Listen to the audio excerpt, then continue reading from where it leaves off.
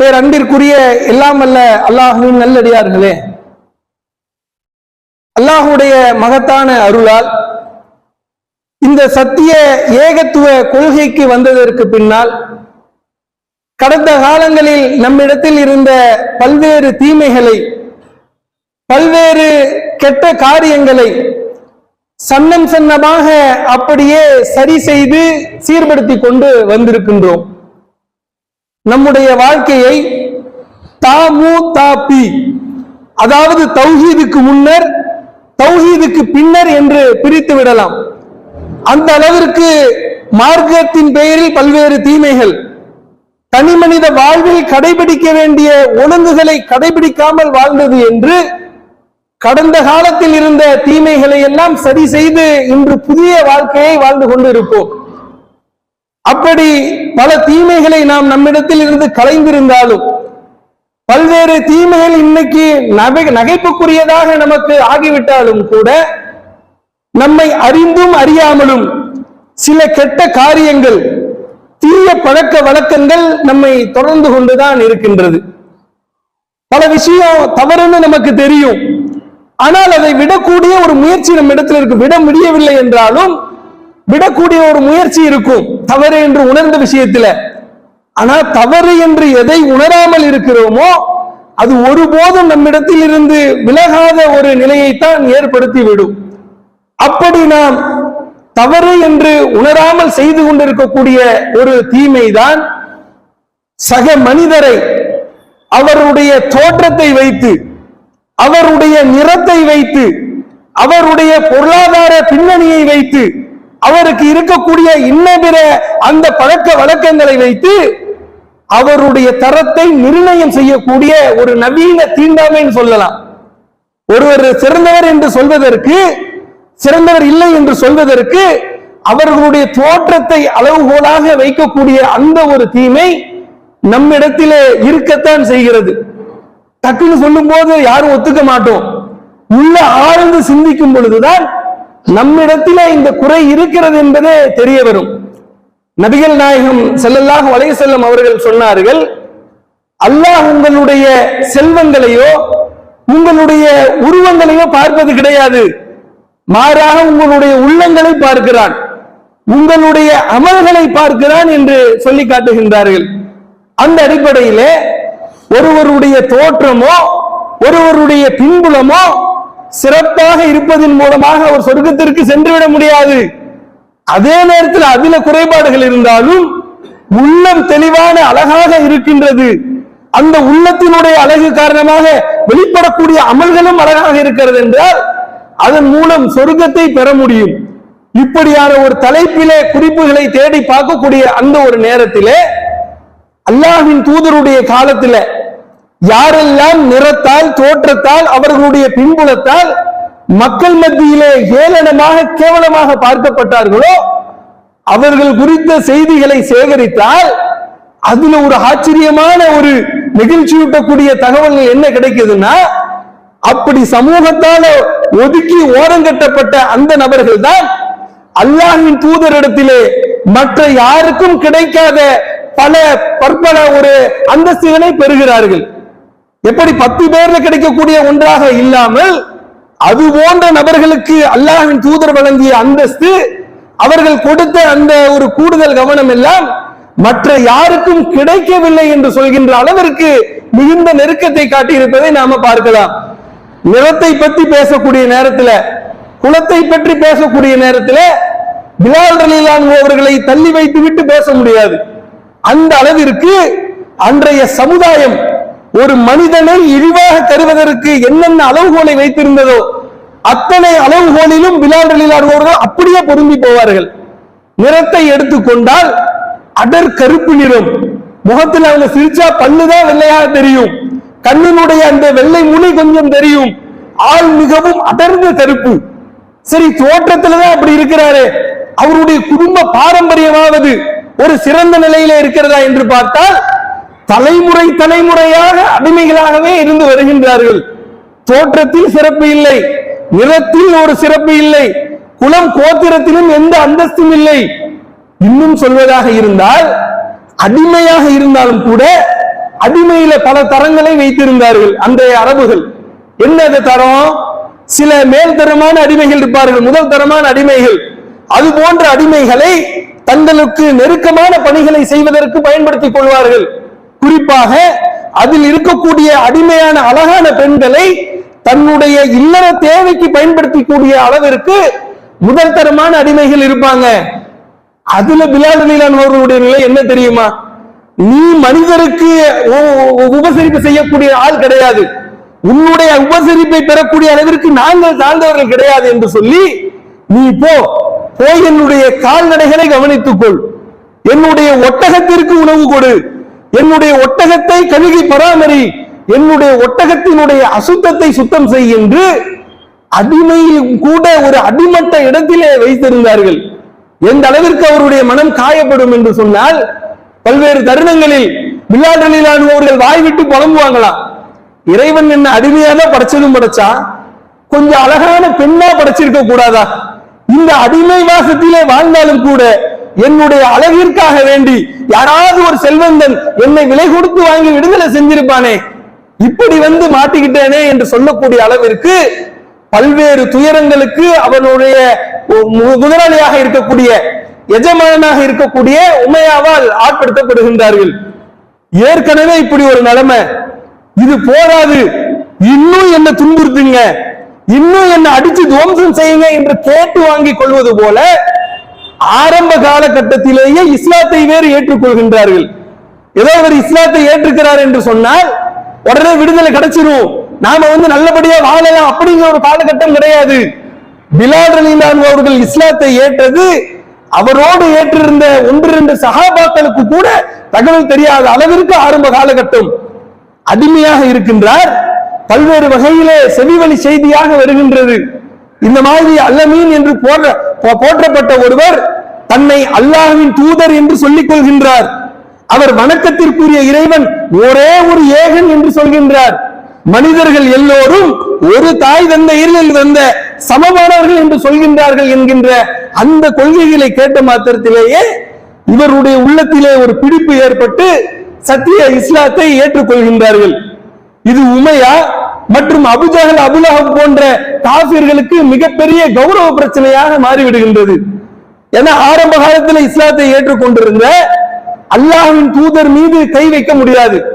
அவர்களுடைய பாட்டனார், அவர்களுடைய பெரிய தகப்பனாருடைய அந்த பாரம்பரியம் அல்லாஹ்வின் தூதரை காக்கின்றது. அபூபக்கர் சித்திக் ரலியல்லாஹு அவர்களை எடுத்துக்கொண்டால் சமுதாயத்தில் அவர்களுக்கு இருந்த மிகப்பெரிய ஒரு அந்தஸ்து, மக்களிடத்திலே இருந்த கண்ணியம், அல்லாஹ்வின் தூதரை அடையாளம் தெரியாதவர்கள் கூட அபூபக்கர் ரலியல்லாஹு அவர்களை அடையாளம் வச்சிருந்தாங்க. அந்த அளவிற்கு அந்தஸ்து அவர்களை காப்பாற்றியது. இந்த இடத்துல ஒரு அடிமை, அதிலும் ஒரு விலை போகாத ஒரு அடிமட்டமான ஒரு அடிமை இஸ்லாத்தை ஏற்றுக்கொண்டு விட்டார் என்கின்ற அந்த செய்தி மக்கத்து காபிர்களுக்கு கௌரவ பிரச்சனையாக கடும் கோபத்தை ஏற்படுத்துகின்றது. உடனே பிலால் ரலியல்லாஹு அவர்களுக்கு சொல்லனா பல துயரங்களை கொடுக்கின்றார்கள். எந்த அளவிற்கு என்று சொன்னால் ஒவ்வொரு நாளும் ஒவ்வொரு மாதிரி சித்திரவதை. அவருடைய உடலிலே ஆடைகள் களையப்பட்டு பாலைவன மணலிலே போடப்பட்டு கைகால்களை கட்டி அங்க இருக்கக்கூடிய மக்கத்து சிறுவர்கள் கையில கயிறை கொடுத்துருவாங்க. அந்த பசங்க ஏதோ ரயில் பெட்டி இழுத்துட்டு விளையாண்டு ஓடுற மாதிரி பிலால் ரலியல்லாஹு அவர்களை இழுத்து கொண்டு ஓடுவார்கள். ஆனா என்ன ஆனாலும் அவருடைய கொள்கையிலிருந்து அவர் பின்வாங்கவே இல்லை. தொடர்ந்து டார்ச்சர் கொடுக்கிறாங்க. நீ எங்களுடைய கடவுளை ஏற்றுக்கொள், முகம்மதை மறுத்துவிடு, உன்னை உயிரோடு விட்டு விடுகிறோம் என்று பல்வேறு வகையிலே அச்சுறுத்துகின்றார்கள். ஒரு கட்டத்திலே ஆசையூட்டியும் பார்க்கின்றார்கள். ஆனால் எதற்குமே மசியாமல் பிலால் ரலியல்லாஹு அவர்கள் எல்லா துயரங்களையும் ஏற்றுக்கொண்டு சத்திய இஸ்லாத்தில் இருக்கின்றார்கள். ஒரு கட்டத்தில் இவங்களுக்கு மூளையெல்லாம் சூடாகுது.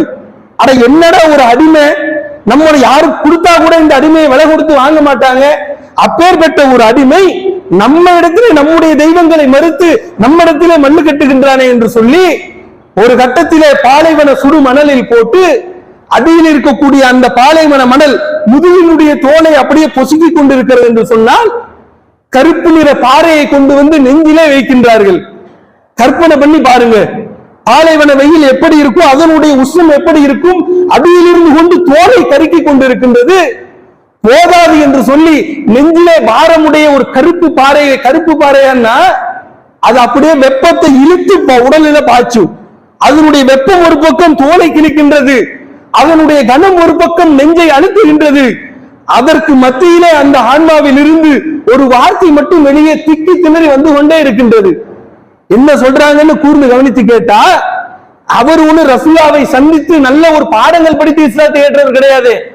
அவருக்கு அந்த நேரத்தில் தன்னுடைய ஓரிரை கொள்கையை வெளிப்படுத்த தெரிந்த ஒரே வார்த்தை அஹதும். அப்படியே மூச்சு இறைக்க இறைக்க அந்த நேரத்திலும் அஹதும் அஹதும் அஹதும் என்றே அந்த ஜீவன் உச்சரித்துக் கொண்டிருக்கின்றது. இன்னும் இவர்களுக்கு ஆத்திரம் ஏற்பட்டு பல கொடுமைகளை செய்கின்றார்கள்.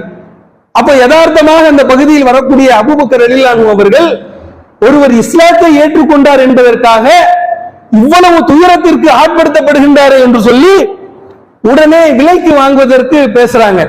இதுல பாருங்க ஒரு விஷயத்த, அதுவரைக்கும் ஒரு கௌரவ பிரச்சனையாக இருந்த இந்த உம்மையாவிற்கு அவனுக்குள்ளார இந்த வியாபாரி இப்ப வெளிப்படுறான். இப்ப அவன் எப்படி பார்க்கிறான், இதுவரைக்கும் ஒரு அடிமை நம்ம பேச்ச கேட்கல, இதை விடக்கூடாது என்று நினைத்துக் கொண்டிருந்தவன் நல்ல அடித்து கிட்டத்தட்ட உடலில் உயிர் மட்டும்தான் இருக்கின்றது. அந்த ஒரு கண்டிஷன் வந்த உடனே இவரை விலை கொடுத்து ஒருவர் வாங்க தயாராக இருக்கிறார் என்று சொன்னால் இப்போ அவனுடைய மூளை அப்படியே வியாபாரியாக மாறி செயல்படுகின்றது. விலை பேசுகின்றான். ஊக்கியாக்களில் தங்கங்களில் விலை பேசப்பட்டு அபூபக்கர் சித்திக் ரலியல்லாஹு அன்ஹு அவர்கள் 10 தங்க காசுகளை விலையாக கொடுத்து பிலால் ரலியல்லாஹு அன்ஹு அவர்களை விடுதலை செய்கின்றார். செய்த உடனே உமையாவுக்கு ஒரு நமட்டு சிரிப்பு. அப்படியே ஏளனமா அபூபக்கர் அவர்களை பார்த்து சிரிக்கிறான். என்ன அபூபக்கரே, உங்களை ஊருக்குள்ள ரொம்ப ஜீனியஸ்னு சொன்னாங்களே, ரொம்ப புத்திசாலி நல்ல திறமையானவர்னு சொன்னாங்களே, இந்த வேலைக்காக அடிமைய வெறும் ஒரு காசு கொடுத்து கேட்டிருந்தாலே ஒளிஞ்சதுன்னு உங்க தலையில கட்டியிருப்பேன். இதுக்கு போய் ஏமாந்து 10 தங்க காசுகளை கொடுத்துட்டீங்களே, உங்களை மாதிரி ஒரு ஏமாறு இருக்க முடியுமா? உங்களை போய் ஊர்ல ரொம்ப பெருசா சொல்றாங்களே என்று ஏளனம் செய்கின்றார். அதுக்கு அபூபக்கர் ரலியல்லாஹு அன்ஹு அவர்கள் பதிலடி கொடுக்கின்றார்கள். என்ன நான் ஏமாலியா? நான் இதனுடைய மதிப்பு தெரியாம கொடுத்துட்டேன். உண்மையில நீ தான் ஏமாந்து போயிட்ட. 1 அல்ல 10 அல்ல 100 அல்ல 1000 தங்க காசுகளை இந்த அடிமைக்கு விலையாக நீ நிர்ணயித்திருந்தாலும் 1000 பொற்காசுகளை கொடுத்து விடுதலை செஞ்சுட்டு போலான்னு வந்த. நீ வெறும் 10 காசுக்கு கொடுத்து உன்னுடைய இவருடைய மார்க்கெட் வேல்யூ தெரியாம நீ தான் ஏமாந்து வித்துட்ட என்று பதிலடி கொடுத்து பிலால் ரலியல்லாஹு அன்ஹு அவர்களை உடலில் உயிர் மட்டும் இருக்கக்கூடிய நிலையில அழைச்சு செல்றாங்க. இப்படிப்பட்ட ஒரு நிலையில் இருந்த பிலால் ரலியல்லாஹு அன்ஹு அவர்கள் எத்தகைய கண்ணியத்தை சிறப்பை பெறுகின்றார்கள் என்று பார்த்தால், பின்னாளில் அல்லாஹ்வின் தூதர் அவர்கள் ஒரு நாள் பிலால் ரலியல்லாஹு அன்ஹு அவர்களை பார்த்து கேட்கின்றார்கள், என்ன பிலாலே, நீங்க கூடுதலா என்ன வணக்க வழிபாடுகள் செய்றீங்க? ஏன்னு சொன்னா, நான் மிஹ்ராஜ் பயணத்திற்கு சென்ற பொழுது அங்கு எனக்கு சொர்க்கம் எடுத்து காண்பிக்கப்பட்டது. அந்த சொர்க்கத்துல உங்க காலடி ஓசை சரக்கு சரக்குன்னு கேட்டது. நீங்க சொர்க்கத்திலே உங்களை கொண்டு போய் சேர்த்த அந்த சிறந்த அமல் எது என்று கேட்கின்ற பொழுது பிலால் ரலியல்லாஹு அன்ஹு அவர்கள் சொல்கின்றார்கள், நான் எப்போதெல்லாம் ஒளி செய்கின்றேனோ, அது காலையோ மாலையோ எப்போ ஒளி செய்தாலும் நான் நாடியதை அல்லாஹ்விற்காக தொழுது விடுவேன். கூடுதலான வணக்கங்கள், குறைந்தபட்சம் 2 ரக்கத்துகள் ஒளி செய்து விட்டாலே தொழக்கூடிய ஒரு பழக்கத்தை வைத்திருந்தார்கள். அந்த ஒரு அமலின் வெளிப்பாடு வாழும் பொழுது சொர்க்கத்திற்குரிய ஒரு நற்சான்றை அவருக்கு பெற்று தருகின்றது. இது மறுமையில் கிடைக்கக்கூடிய ஒரு கண்ணியம். உலகத்துல கிடைக்கக்கூடிய கண்ணியத்தை பாருங்க. அல்லாஹ்வுடைய தூதர் அவர்கள் மஸ்ஜித் நபவியை கட்டியாச்சு. வந்த உடனே அவர்களுடைய முதல் பணியாக மதீனாவிற்கு வந்த உடனே அல்லாஹ்விற்காக ஆலயத்தை எழுப்ப வேண்டும் என்கிற முயற்சியில் மஸ்ஜித் நபவியை கட்டி முடிக்கின்றார்கள். கட்டி முடிச்சுட்டு இப்ப மக்களை பள்ளிவாசலை நோக்கி அழைக்கணும். எப்படி அழைக்கலாம் என்று ஒரு மஷூரா நடைபெறுகின்றது. சஹாபாக்கள் பல்வேறு ஆலோசனைகளை சொல்றாங்க. ஒரு நபித்தோடர் சொல்கின்றார், தொழுகையினுடைய வக்து வந்து விட்டால் உயரமான பகுதியில் இருந்து தீ மூட்டலாம், அந்த ஜோதியை பார்த்து மக்கள் பள்ளிவாசலை நோக்கி வரட்டும். இன்னொரு சஹாபி சொல்கின்றார், நாம் சங்கு ஓசையை எழுப்பலாம், அந்த ஓசையை கேட்டு மக்கள் பள்ளிவாசலை நோக்கி வரட்டும். இன்னொரு சஹாபி, நாம் மணி ஓசை எழுப்பலாம், அதை கேட்டு மக்கள் வரட்டும் என்றெல்லாம் பல்வேறு ஆலோசனைகள் சொல்லப்பட்டு அவையெல்லாம் பிரமத கலாச்சாரங்களாக இருந்த காரணத்தினால் அல்லாஹ்வின் தூதர் அவர்கள் அவற்றை எல்லாம் நிராகரித்து விட்டு இறுதியாக பாங்கு சொல்லி மக்களை அழைப்பது என்கின்ற ஒரு முடிவு ஏற்படுத்தப்படுகின்றது. வரலாற்றிலே மிகவும் முக்கியத்துவம் வாய்ந்த ஒரு நிகழ்வு. ஏன்னா வரலாறுல இன்னைக்கு எல்லாருமே என்ன வேலையை செஞ்சாலும் கூட முதலாக செய்யப்படுகின்றது என்று சொன்னால் அதற்கு இருக்கக்கூடிய கண்ணியமே வேற. உலகம் காலம் முழுவதற்கும் அதை நினைவு வைத்துக் கொண்டே இருக்கும். இன்னைக்கு உலகத்தில் எத்தனையோ கோடிக்கணக்கான பாங்குகள் சொல்லப்படுகின்றது. அல்லாஹ்வின் தூதருடைய காலத்தில் இருந்து சொல்லப்பட்ட பாங்குகளுடைய எண்ணிக்கை, சொன்ன நபர்களுடைய எண்ணிக்கை கணக்கிலே போட முடியாது. ஆனாலும் முதலாக பாங்கு சொன்னவர் யார் என்கின்ற அந்த அந்தஸ்தை பெறக்கூடிய நேரத்திலே அல்லாஹ்வின் தூதர் அவர்களுடைய தேர்வை பாருங்கள். அந்த சபையில் மிகப்பெரிய ஜாம்பவான்கள் எல்லாம் இருந்தார்கள். பண்டிதர்களாக, இன்னும் சமுதாயத்தில் அந்தஸ்து பெற்றவர்களாக பல்வேறு நபித்தோழர்கள் இருந்த நேரத்தில் அல்லாஹ்வின் தூதர் அவர்கள் யாரை இந்த சமுதாயம் ஒரு இழிவானவராக பார்த்ததோ அவர் சொல்வதை கேட்டு எல்லோரும் பள்ளிவாசலை நோக்கி வரட்டும் என்று சொல்லி, பிலாலே நீங்கள் செல்லுங்கள், நீங்கள் சென்று பாங்கு கொடுங்கள் என்கின்ற அந்த ஒரு மகத்தான வரலாற்று சிறப்பு மிக்க ஒரு வாய்ப்பை அல்லாஹ்வின் தூதர் அவர்கள் பிலால் ரலியல்லாஹு அன்ஹு அவர்களுக்கு வழங்குகின்றார்கள். அதற்கப்புறம் பிலால் ரலியல்லாஹு அன்ஹு அவருடைய வாழ்க்கை பாங்கோடு அப்படியே ஒன்றி போகின்றது. இன்றைக்கும் பல ஊர்கள்ல, இந்த ஊர்ல என்ற பழக்கம்னு தெரியல, பல ஊர்கள்ல பாங்கு சொல்லக்கூடிய பணியையே பிலால் பணி என்று சொல்வார்கள். இரண்டு சகோதரர்கள் சந்தித்துக் கொள்கின்றார்கள், நண்பர்கள் சந்திச்சுட்டு ஒருத்தர் விசாரிக்கிறாங்க. விசாரிக்கும் போது அந்த சகோதரர் சொல்கின்றார், நான் இந்த மாதிரி இந்த தெரு பள்ளிவாசல்ல பிலாலாக இருக்கின்றேன். அது வரைக்கும் நம்ம ஊர்ல எல்லாம் முஅத்தின் என்கின்ற பெயரை தான் கேட்டிருக்கிறோம், பிலாலா இருக்கீங்களா, என்ன அதனுடைய பின்னணி என்று கேட்கின்ற பொழுது பாங்கு சொல்லக்கூடிய பணியையே பிலால் பணி என்று சொல்லக்கூடிய அளவிற்கு அவருடைய கண்ணியம் உயர்ந்து நிற்கின்றது. மக்கா வெற்றியின் போதும் இதுதான் நடந்தது. மக்கா வெற்றியின் போது அல்லாஹ்வின் தூதர் அவர்கள் காபத்துல்லாஹ்வுக்குள்ளே நுழைந்து அங்கு இருக்கக்கூடிய சிலைகளை அப்புறப்படுத்தினார்கள் என்று எல்லாம் கேள்விப்பட்டிருப்போம். அப்படி அப்புறப்படுத்துவதற்கு உள்ளே நுழைந்த அல்லாஹ்வின் தூதர் அவர்கள் 3 நபர்களைத்தான் அழைத்து சென்றார்கள். 3ல் ஒருவர் பிலால் ரலியல்லாஹு அன்ஹு அவர்கள். அங்கு இருக்கக்கூடிய சிலைகளை எல்லாம் அப்புறப்படுத்திவிட்டு ஏக இறைவனை மட்டும் வழங்கக்கூடிய இடமாக அதை ஆக்கிய பின்னர் அல்லாஹ்வின் தூதர் அவர்கள் மீண்டும் பிலால் அவர்களை அழைத்து, நீங்க சென்று அதான் கொடுங்க, நீங்க சென்று பாங்கு கொடுங்க என்று சொன்ன உடனே உயர்ந்த அந்த கருநிற கட்டிடத்திற்கு மேலே ஏறி பிலால் ரலியல்லாஹு அன்ஹு அவர்கள் பாங்கு சொல்கின்றார்கள். அவர் வாயிலிருந்து வரக்கூடிய அந்த பாங்கோசை மக்கா மாநகரின் அனைத்து சுவர்களிலும் ஊட்டி அப்படியே அங்க இருக்கக்கூடிய காபிர்களுடைய செவிப்பறையை கிழிக்கின்றது. திக்குமுக்காடி போய் நிற்கிறாங்க.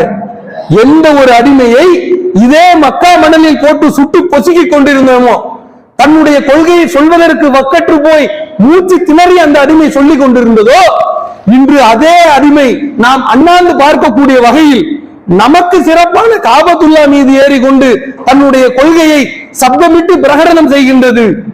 எதுவும் செய்ய முடியாத ஒரு கையறு நிலையில நிற்கிறோமே, தடுக்க முடியாத ஒரு நிலையில நிற்கிறோமே என்று சொல்லி மக்கத்து காபியர்கள் எல்லாம் கதிகலங்கி போகக்கூடிய ஒரு சூழல் ஏற்பட்டது. இப்படியே அவருடைய வாழ்க்கை அந்த பாங்கோட தொடர்போடு போய் கொண்டிருக்கின்றது. ஒரு கட்டத்தில் அல்லாஹ்வின் தூதருடைய மரணத்திற்கு பின்னால் நான் இனிமே பாங்கு சொல்லலன்னு பின்வாங்கி இருக்கிறாங்க. அபூபக்கர் ரலியல்லாஹு அன்ஹு அவர்கள் எவ்வளவோ கோரிக்கை வைக்கின்றார்கள், எவ்வளவோ அவரிடத்திலே கட்டாயப்படுத்தும் பொழுதும் பிலால் ரலியல்லாஹு அன்ஹு அவர்கள் சொல்கின்றார்கள், அபூபக்கரே, அன்னைக்கு நான் உமையா கிட்ட சித்திரவதை அனுபவிக்கும் போது நீங்க தான் என்ன விடுதலை செஞ்சீங்க. நீங்க விடுதலை செய்தது உங்களுக்காக வேண்டி செய்தீர்களா அல்லது அல்லாஹ்விற்காக செஞ்சீங்களா? உங்களுக்காக வேண்டி செஞ்சீங்கன்னா நீங்க சொல்றதை நான் கேட்டே தீருவேன். அல்லாஹ்விற்காக செய்தீர்கள் என்று சொன்னால் என்னை என் போக்கில விடுங்கள் என்று அனுமதி கோரி அந்த இடத்திலிருந்து நகர்ந்து கொள்கின்றார். பின்னாடி உமர் ரலியல்லாஹு அன்ஹு அவருடைய ஆட்சி காலம் கிட்டத்தட்ட 2-3 ஆண்டுகள் பாங்கு சொல்லாமலே அவருடைய வாழ்க்கை பயணிக்கின்றது. ஒரு கட்டத்தில் உமர் ரலியல்லாஹு அன்ஹு அவர்கள் கோரிக்கை வைக்கின்றார்கள், எப்பவுமே எங்களுடைய தலைவர் உமர் ரலியல்லாஹு அன்ஹு அவர்கள் பிலால் ரலியல்லாஹு அன்ஹு அவர்கள் தலைக்கு மேல் வைத்து கொண்டாடுவார்கள். எங்களுடைய தலைவர் இவர் எங்களுடைய தலைவர் இவர் என்று சொல்லிக் கொண்டே இருப்பார்கள். அந்த உமர் ரலியல்லாஹு அன்ஹு அவர்களுடைய கோரிக்கையை ஏற்று ஒரு கட்டத்தில் பிலால் ரலியல்லாஹு அன்ஹு அவர்கள் உமர் ரலியல்லாஹு அன்ஹு அவருடைய ஆட்சி காலத்திலே பாங்கு சொல்கின்றார்கள். அவர் வாயிலிருந்து வரக்கூடிய அந்த பாங்கோசை கேட்கக்கூடிய அந்த செவிகள் எல்லாமே அப்படியே தாரையாக தாடி நனையும் அளவிற்கு அந்த மாநகரமே அழுகின்றது. என்ன காரணம்? பாங்கு என்று சொன்னாலே பிலால் ரலியல்லாஹு அன்ஹு அவர்கள், அதற்கு பின்னாடி அல்லாஹ்வின் தூதருடைய இமாமத், கிட்டத்தட்ட 2-3 வருடங்களுக்கு நிகராக அந்த குரலை அந்த பாங்கை கேட்காமல் புதிதாக அந்த பாங்கோசையை கேட்ட உடனே அந்த மக்களுக்கெல்லாம் கடந்த காலங்கள் ஞாபகத்திற்கு வருகின்றது. பிலால் ரலியல்லாஹு அன்ஹு அவர்களுடைய பாங்கு, அல்லாஹ்வின் தூதருடைய அந்த இமாமத், இவையெல்லாம் நினைவுக்கு வந்து எந்த மனிதரை உறுதியானவர் அப்படியே கண் மாதிரி நிப்பார்னு எந்த உமர் ரலியல்லாஹு அன்ஹு அவர்களை சொல்கின்றோமோ அந்த உமர் ரலியல்லாஹு அன்ஹு அவர்கள் வரைக்கும் உடைந்து அழக்கூடிய அந்த தாக்கம் இவருடைய பாங்குக்கு இருந்தது. அப்படி மக்களால் மிக கேவலமாக பார்க்கப்பட்ட பிலால் ரலியல்லாஹு அன்ஹு அவர்களுக்கு எப்பேற்பட்ட சிறந்த அந்தஸ்தை யாருக்கும் வழங்காத வாய்ப்பை அல்லாஹ்வின் தூதர் தந்திருக்கிறாங்கன்னு பாருங்க. அதே மாதிரி ஜுலைபீப் என்று சொல்லப்படக்கூடிய ஒரு நபி தோழர், அதிகமா சமீபத்தில் கேள்விப்பட்டிருப்பீங்க. அவர் யாரு? அவரும் இதே மாதிரிதான். அவருடைய தோற்றம் என்பது மற்றவர்கள் அவரோடு தொட்டணைக்கக்கூடிய அளவிற்கு, வெறுக்கக்கூடிய அளவிற்கான ஒரு அருவருப்பான தோற்றம்.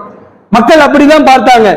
நிறத்தில் எடுத்துக்கொண்டால் மிகவும் கருப்பான நிறம், தோலிலையும் ஏதோ ஒரு பிரச்சனை மாதிரி, ஏதோ பரு இருப்பதை போன்ற உடலிலே அவருடைய தோற்றத்தை பார்த்தால் யாரும் அவரை தொட்டு பேச மாட்டாங்க. அந்த மாதிரியான ஒரு நிலையில மக்கள் எல்லாம் இவரை புறக்கணித்து வந்தாலும் கூட அல்லாஹ்வின் தூதர் அவர்கள் அவருடைய உள்ளத்தின் அழகு காரணமாக மற்றவர்களை விட இவரிடத்திலே கூடுதல் நெருக்கத்தை காட்டினார்கள்.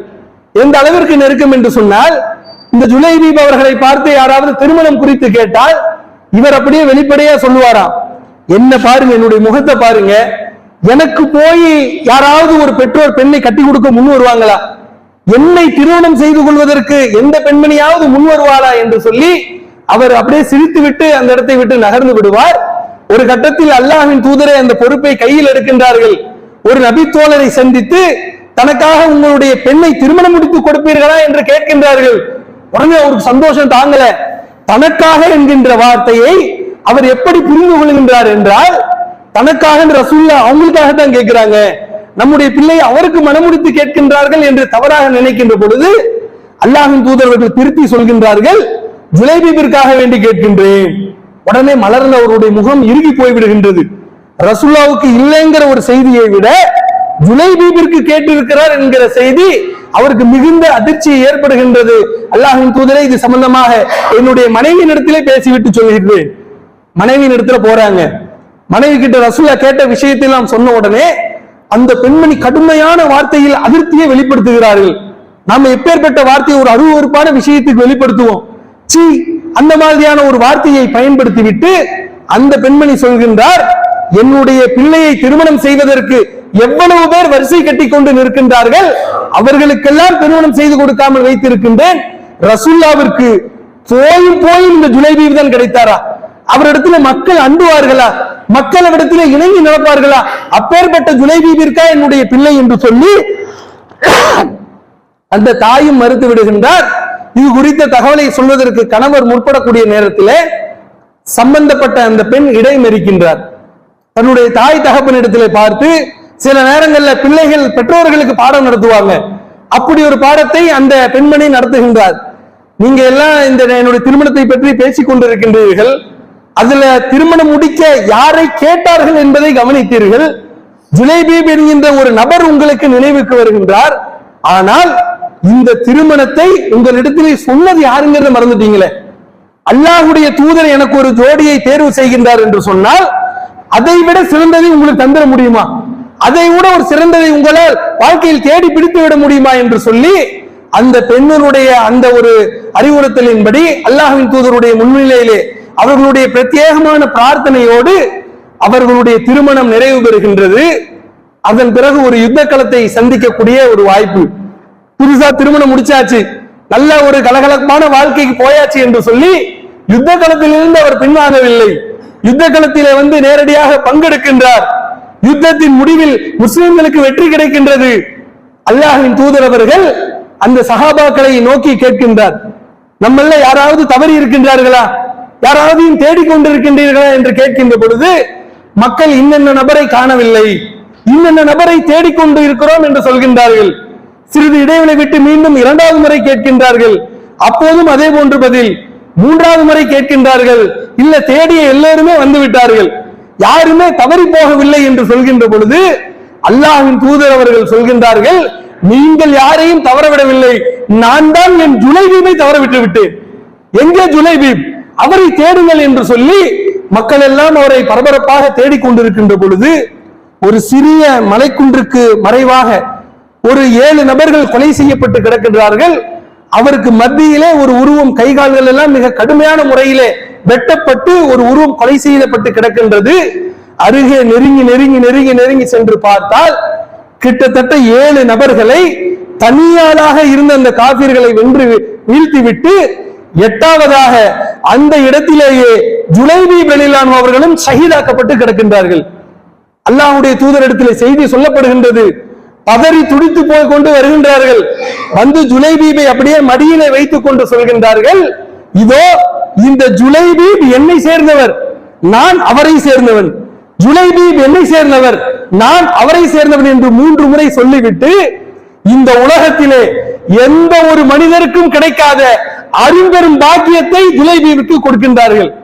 அல்லாஹ்வின் தூதருடைய கரங்களால் அந்த ஜுலைபீப் ரலியல்லாஹு அன்ஹு அவர்களை அப்படியே அள்ளி எடுத்து தன்னுடைய மாரோடு சேர்த்து கொண்டு ஜனாசாவினுடைய இறுதி ஊர்வலம், ஒவ்வொருவருக்கும் சந்தூக்கில் நடக்குமே இறுதி ஊர்வலம், பல பேர் ஊர் சேர்ந்து நம்மளை சந்தூக்கில் தூக்கிட்டு போவாங்க. ஜுலைபீப் ரலியல்லாஹு அன்ஹு அவர்களுக்கு அவர்களுடைய இறுதி ஊர்வல வாகனம் அல்லாஹ்வின் தூதருடைய 2 கரங்கள் தான். வேற யாருக்கு கிடைச்சிருக்கு இந்த பாக்கியம்? அபூபக்கருக்கு கிடைச்சதா? உமருக்கு கிடைச்சதா? எப்பேற்பட்ட சிறந்த நபி தோழர்களுக்கு கிடைக்காத பாக்கியம் ஜுலைபீப் ரலியல்லாஹு அன்ஹு அவர்களுக்கு கிடைக்கின்றது. அல்லாஹ்வின் தூதர் அவர்கள் நெஞ்சோடு அணைத்து சென்று அவரை அடக்கம் செய்யக்கூடிய காட்சிகளை பார்க்கிறோம். இப்படி ஹதீஸ்களில் நாம் தேடி பார்க்கின்ற பொழுதெல்லாம் யாரெல்லாம் அந்த சமுதாயத்தில் புறக்கணிக்கப்படுகின்றார்களோ, அருவருப்பானவர்கள் என்று பார்க்கப்படுகின்றார்களோ, அவர்கள் எல்லோருமே அல்லாஹ்வின் தூதரால் கூடுதலாக நேசிக்கப்பட்டிருக்கிறாங்க. ஜாகிர் என்கிற ஒரு நபித்தோழர், அவர் யாருன்னா அதுவும் அதே இவர்களை போன்றவர் தான். அந்த சமுதாயத்திலே யாரும் அவரிடத்திலே தொட்டு பழக மாட்டாங்க. அந்த மாதிரியான ஒரு முக தோற்றம், அந்த அளவிற்கு அவருடைய உடல் முகமெல்லாம் அப்படியே பருப்பருக்களாக இருக்கும். ஆளும் உயரத்தில குட்டையாக இருக்கின்றார். ஒரு மனிதனுக்கு என்னவெல்லாம் ஒரு அபலட்சணம் என்று நிர்ணயம் செய்து வைத்திருப்போமோ அத்தனையும் அவரிடத்திலே இருக்கின்றது. ஒரு நாள் ரசூலுல்லாஹை சந்திக்கிறதுக்காக பள்ளிவாசலுக்கு வராங்க. அந்த அல்லாஹ்வுடைய தூதர் பள்ளிவாசல்ல இல்ல. உடனே திரும்பி சென்று சந்தையில் நின்று கொண்டு சில பொருட்களை அடுக்கி வைத்து வியாபாரம் பார்த்து கொண்டிருக்கின்றார். போனி ஆகல. பொதுவாக நம்மிடத்திலே இருக்கக்கூடிய, நம்முடைய உள்ளத்திலே பதிவு இருக்கக்கூடிய ஒரு விஷயம் என்னன்னா, நாம முதல்ல சொன்னோமே, நம்ம இடத்துல இந்த பண்பு இருக்கான்னு கேட்டா எல்லாம் இல்லைன்னு தான் சொல்லுவோம். ஒரு இடத்துல நிப்பாட்டி ஒரு 4 நபர்களை கைவண்டி டிஃபன் கடை போட வைப்போம். அதுல இருப்பதிலே மிகவும் கருத்த நிறமாக நல்ல ஒரு அடர் கருப்பாக இருக்கக்கூடிய ஒருத்தரை கடையில் நிக்க வைப்போம். மற்ற 3 நபர்களை வேறு கடையில் நிக்க வைப்போம். யார் இடத்துல வியாபாரம் நடக்கும்? ஒரு கருப்பாக இருந்தாலே அசுத்தத்தினுடைய அடையாளம் என்று பார்க்கக்கூடிய அளவிற்கு தான் மக்களுடைய மனப்பான்மை இருக்கும். ஜாகிர் ரலியல்லாஹு அன்ஹு அவர்களுடைய நிலைமையும் அப்படித்தான். பொருளை வைத்துக் கொண்டு சந்தையில் நின்று கொண்டிருக்கின்றார். யாருமே ஒரு இடத்துல வியாபாரம் வாங்காம அப்படியே கவலை தோய்ந்த முகத்தோடு நின்று கொண்டிருக்கும் பொழுது ரசூலுல்லாஹ் பள்ளிவாசலுக்கு வராங்க. ஜாகிர் உங்களை தேடி வந்தார் என்கிற தகவல் கிடைத்த உடனே நேராக அவர் எங்கிருப்பார் என்று தேடிக்கொண்டு வருகின்றார்கள். இவர் சந்தையில் நின்று கொண்டிருக்கும் பொழுது, ஆளும் கொஞ்சம் குள்ளமா இருப்பார், நின்று கொண்டிருக்கின்ற பொழுது திடீரென்று ஒரு உருவம் வந்து பின்னாடி அப்படியே இருக்க அணைக்குது. எந்த அளவுக்குனா இவர் வந்து எலும்பெல்லாம் நொறுங்கிருமோ என்று நினைக்கக்கூடிய அளவிற்கு நல்ல வலுவான இறுக்கி கட்டி அணைப்பு. இவர் அப்படியே துடிக்கிறார். யாருங்க இது, யாருங்க இது, விடுங்க. பின்னாடி நிற்கக்கூடியவருடைய உருவம் தெரியவில்லை. அப்படியே காலை முன்னங்காலை எக்கி எக்கி அப்படியே பின்னாடி எட்டி பார்த்தால் தன்னை அணைத்துக் கொண்டிருப்பது அல்லாஹ்வின் தூதர் என்று தெரிந்து விடுகின்றது. அதுவரைக்கும் அந்த பிடியிலிருந்து தன்னை விடுவித்துக் கொள்ள போராடிய அந்த உடல் அல்லாஹ்வின் தூதர் தான் இருக்க கட்டி அணைத்திருக்கிறார் என்று தெரிந்த உடனே அப்படியே தன்னுடைய தோல் புதங்களை தூக்கி, தன்னுடைய முதுகு பகுதியை தூக்கி அல்லாஹ்வின் தூதருடைய நெஞ்சோடு சேர்த்து அப்படியே ஆனந்தம் அடைகின்றது. ரசூலுல்லாஹ் அப்படியே ஒரு விளையாட்டு விளையாடுறாங்க. நிக்கிறது சண்டையாச்சே, கடையில நிக்கிறாங்களே, இந்த நபரை பிடித்துக் கொண்டு அப்படியே சொல்றாங்க, எல்லாரும் ஓடிவாங்க, இந்த அடிமையை யார் விலை கொடுத்து வாங்கிறீங்க, நான் இதை விற்பனை செய்கிறேன் என்று சொல்லும் பொழுது அவர் அப்படியே விம்மி அழுகின்றார். அல்லாஹ்வுடைய தூதரே, நானும் ஒரு கருத்த நிறமுடையவனா இருக்கிறேன், என்னுடைய தோற்றமோ அருவருப்பானதாக இருக்கின்றது, மிகவும் ஏழையாக இருக்கின்றேன், இந்த அடிமையின் இடத்திலே யாரும் பொருள் வாங்குவதற்கு கூட தயாராக இல்லை, என்னை யார் விலை கொடுத்து வாங்குவா? ரசூலுல்லாஹ் உடனே திருப்புறாங்க. அது வரைக்கும் பின்பக்கமாக இருந்து கட்டி அணைத்துக் கொண்டிருந்த அல்லாஹ்வின் தூதர் அவர்கள் இந்த வார்த்தையை கேட்ட உடனே அப்படியே அவரை திருப்பி நெஞ்சோடு நெஞ்சு சேர்த்து அணைத்துக் கொள்கின்றார். அப்படி கிடையாது, வல்லாஹி அல்லாஹ்வின் மீது ஆணையாக அப்படி கிடையாது. அல்லாஹ்வுடைய பார்வையிலே நீதான் மிகப்பெரிய செல்வந்தன், அல்லாஹ்வுடைய பார்வையிலே நீதான் மிகப்பெரிய பேரழகன் என்று சொல்லி அந்த உயிரை அப்படியே ஆசுவாசப்படுத்துகின்றார்கள். இன்றைக்கும் ஊருக்கு ஒரு ஜுலைபீப், ஊருக்கு ஒரு பிலால், ஊருக்கு ஒரு ஜாகிர் இருக்கின்றார்கள். சுத்தி சுத்தி நம்ம கிட்டே தான் வந்துட்டு இருப்பாங்க, பள்ளிவாசலோட தான் சுத்திக்கிட்டு இருப்பாங்க. நாம தான் தௌஹீத்வாதிகளாச்சே, அவங்களை நேரடியா சொல்லி எல்லாம் புறக்கணிக்க மாட்டோம். இப்படிப்பட்ட நபர்களை கூட வைத்துக் கொள்வது கௌரவ குறைச்சல் என்று சொல்லி ரொம்ப ஹிக்குமத்தா தான் கழட்டி விடுவோம். அவனை எதுக்குப்பா கூட்டுக்கிட்டு, அவன் எதுக்குப்பா அந்த இடத்துக்கு வந்துகிட்டு என்று சொல்லி ஒருவர் தோற்றத்திலே, செல்வத்திலே, இன்ன பிற நிறத்திலே தாழ்வானாக இருக்கின்றான் என்று சொன்னால் கலட்டிவிடக்கூடியவர்களாகத்தான் தௌஹீத்வாதிகளே இருக்கின்றார்கள். பல சகோதரர்கள் வாய்விட்டு புலம்புவாங்க. நான் தெருவுல நடந்து போவேங்க பாய், தாய்மார்கள் தங்களுடைய பிள்ளைகளுக்கு உணவு ஊட்டி கொண்டிருப்பாங்க. கரெக்டா நான் வரும்போது மட்டும் என்னை காட்டி அச்சுறுத்தி பிள்ளைக்கு சாப்பாடு ஊட்டுவாங்க. நீ சாப்பிடுறியா இல்ல அந்த பூச்சாண்டிட்ட பிடிச்சு கொடுக்கவா? மற்ற யார் போனாலும் அந்த வார்த்தையை சொல்ல மாட்டாங்க. நான் அந்த சாலையில் சென்றால் என்னை காட்டி பிள்ளையை அச்சுறுத்தி பூச்சாண்டி என்று சொல்லி சோறு விட்டுறாங்க. அல்லாஹ் என்ன படைச்சதுதான் படைச்சான், கொஞ்சம் கலரா படைச்சிருக்க கூடாதா, கொஞ்சம் ஒல்லியா கொஞ்சம் நிறத்தோட என்ன படைத்திருக்க கூடாதா என்று வாய் விட்டு புலம்பக்கூடிய அந்த தகவல்களை எல்லாம் நாம் கண்கூடாக பார்த்திருக்கின்றோம். இந்த நிலை நம்மிடத்தில் இருந்து மாற வேண்டும். ஒருவருடைய தோற்றத்தை வைத்து நாம் எடை போட்டு விடக் கூடாது. நல்ல ஒரு ஆஜானுபாகுவாக இருக்கக்கூடிய ஒரு உடலுக்குள்ளும் மெல்லிய ஒரு ஆன்மா இருக்கின்றது, அவர்களுக்குள்ளும் ஒரு மனசாட்சி இருக்கின்றது, அவர்களுக்குள்ளும் ஆசாபாசங்கள் இருக்கின்றது. பொது வழியிலே அவர்களை கேலி பேசுவது, இவர் நல்லவர் சிறந்தவர் என்று தரம் பிரிப்பதற்கான அளவுகோலாக அவர்களுடைய தோற்றத்தை வைப்பது, அவர்களுடைய பொருளாதாரத்தை பின்புலத்தை வைப்பது என்பது நம்மிடத்தில் இருந்து துடைத்து எறியப்பட வேண்டிய ஒரு தீமை. இன்ஷா அல்லாஹ் எப்படி கடந்த கால தீமையை நம்மிடத்திலிருந்து விடைபெற்றதோ அதே போன்று இந்த நவீன தீண்டாமையை நம்மிடத்திலிருந்து விடைபெற வேண்டும். ஒருபோதும் தோற்றத்தை கொண்டோ நம்மிடத்தினுடைய இருக்க செல்வத்தை கொண்டோ செல்வாக்கை கொண்டோ சூடம் சொல்ல முடியாது. மாறாக நம்முடைய உள்ளம் அழகானால், அந்த அழகின் வெளிப்பாடாக அமல்கள் அழகானால் அந்த அமல்கள் நம்மை சொர்க்கம் கொண்டு சேர்க்கும். அத்தகைய ஒரு நண்பர்களாக வல்ல இறைவன் உங்களையும் என்னையும் ஆக்கில் விடுவானார்.